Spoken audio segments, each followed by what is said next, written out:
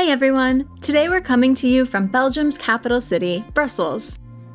Bindi is back with us for this trip, and we're all excited to explore this vibrant city.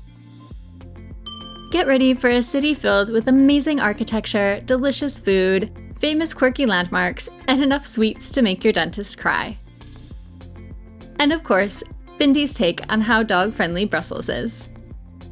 We arrived in Brussels a bit late and a bit hangry after fighting through a lot of traffic and some parking difficulties.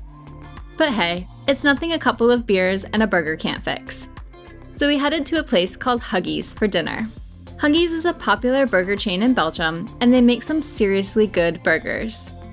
Huggy's prides themselves on bringing the best of US burger culture to Belgium and adding a Belgian touch. I had the cheeseburger with bacon, and Mehmet had the raclette burger with a huge slab of cheese. These were not your average burgers. Imagine juicy patties stacked high with fresh toppings, all nested in perfectly soft buns. I'm going to go out on a limb here and say these were some of the best burgers we've ever had in Europe. Huggy's also suggests a Belgian beer for each burger on the menu. So to wash our burgers down, I had a fruity beer called Rosita that was sweet and tangy. While Mehmet had the Shiva, which is an IPA that was a bit citrusy with a hoppy bitter bite. Our meal at Huggy's was the best way to start off our time in Brussels. Now, onto some sightseeing. Brussels has some iconic architecture, and one of the most remarkable places to take in the city's mesmerizing buildings is the center square, known as the Grand Place in French, or the Grote Market in Flemish. This square houses some of the most historic buildings in Brussels. I mean, look at these buildings, they're seriously magnificent. Just don't ask Bindi to stay still long enough to admire them. Interestingly, most of these buildings were destroyed during the French bombardment in 1695, and then quickly rebuilt as a show of the city's strength. Talk about a comeback. These buildings are truly mesmerizing to look at.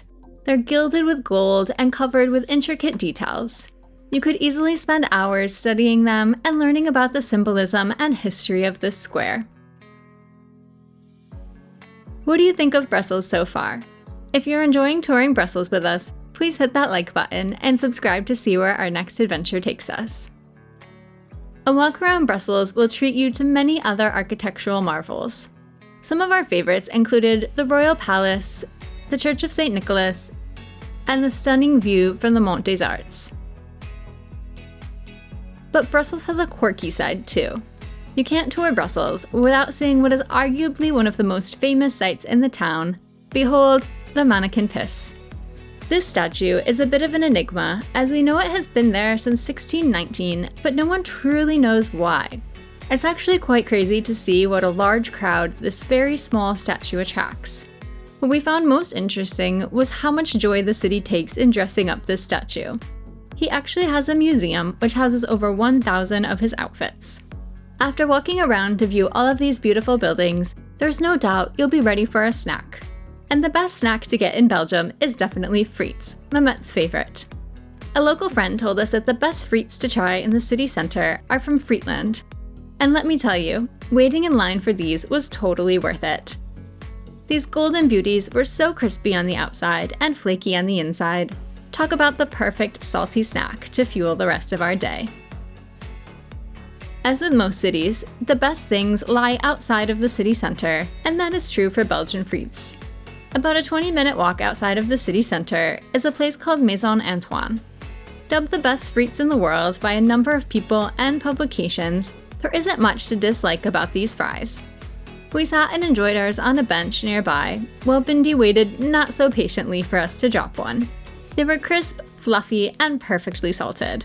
Carb coma achieved.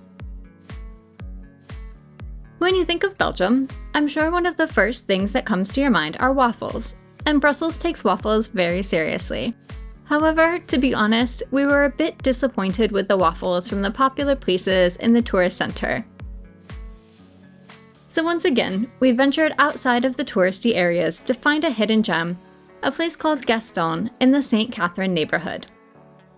Here, you can get either Liège waffles, which are light and crispy, are Brussels waffles, which are a bit sweeter. We opted for one of each, and while it's not considered traditional to get any toppings on your waffles, we couldn't resist and went with what we felt like were pretty forgivable toppings of chocolate sauce and strawberries and cream. Forget about those touristy spots, this is definitely the place to come to get your waffle fix. If pancakes are more your thing, then we suggest heading to Kaffei for some mouth-watering souffle pancakes. These pancakes are super thick and fluffy with the softest, airiest inside. It seriously felt like we were eating delicious little clouds. Our pancakes were topped with a slightly sweet matcha cream and some strawberries. This is the type of breakfast that definitely puts a smile on your face.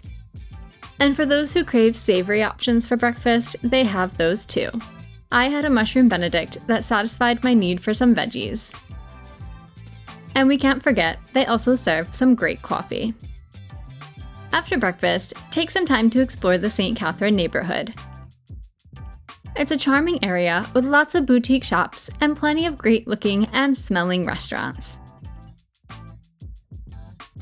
It's also home to the famous Nordsee seafood market. I had my heart set on some mussels, but after the carb and sugar-filled breakfast, my stomach just couldn't handle more food. What a rookie mistake.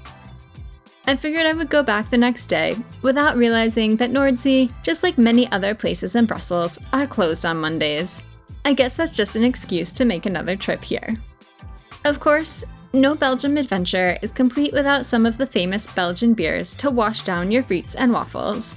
There's no shortage of local bars serving up traditional and craft Belgian beers in Brussels, but we opted for the famous Delirium Village. Delirium is an iconic Belgian brew, popular all over the world, and here in Belgium they have an entire complex of bars dedicated to the vast variety of Belgian beers and other spirits. This place is a haven for beer lovers. It's massive and filled with vintage beer-related paraphernalia. In fact, it actually holds the Guinness Book of World Records title for having the most beers of any bar in the world, over 2,000 beers actually. For €30, you can get a sampler of 10 beers to taste, which showcase how much variety there is in their flavors. This sample covered everything from very dark beers, to fruity beers, to even this bright green one that tasted like a melted lime popsicle. Cheers to trying new types of beer. To finish up your day with a traditional meal, we recommend heading to 9 Voisons, a bustling restaurant known for its Belgian classics. I went with the endives stuffed with meat. Endives are a bitter green vegetable, but trust me, this dish is anything but bitter. This was paired with a sauce and creamy mashed potatoes for a very filling meal. Mamet had la carbonade, a warm, comforting Belgian stew, brimming with tender meat.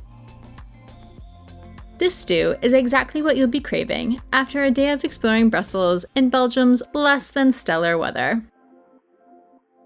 Another neighborhood with excellent food is the Louise neighborhood. We stopped in Pizzeria La Regina one night for a freshly prepared pizza. We had walked by this place a couple of times, and each time it smelled so good that eventually we couldn't walk by without stopping in. Our pizzas were expertly cooked. Just crispy enough that you can pick up the slices, but still very thin. The staff here were super friendly and so nice to Bindi, even treating her to a little treat of ham. And just like her parents, food is the way to Bindi's heart. If you're up for a nightcap, the Tarzan wine bar across the street has an excellent selection of natural wines and is a great place to finish up your night. Last, but definitely not least, we can't wrap up a trip to Brussels without eating some Belgian chocolate.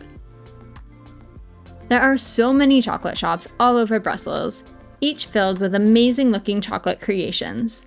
We indulged in some decadent bonbons at Mary, the country's first female chocolatier. We also stopped into the very fancy Pierre Marcolini, which had me wondering if I had accidentally stumbled into a high-end department store instead of a chocolate shop. While their chocolates looked great, I noticed that they were freshly churning some ice cream, and given my weakness for ice cream, I opted for that instead. I went with the mango yuzu flavor, topped with a circle of their signature chocolate, the best of both worlds.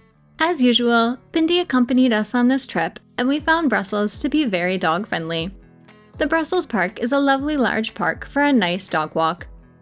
And pretty much every restaurant, bar, and cafe allowed Bindi in with open arms. Most even gave her water or a small treat. Public transport here does allow dogs.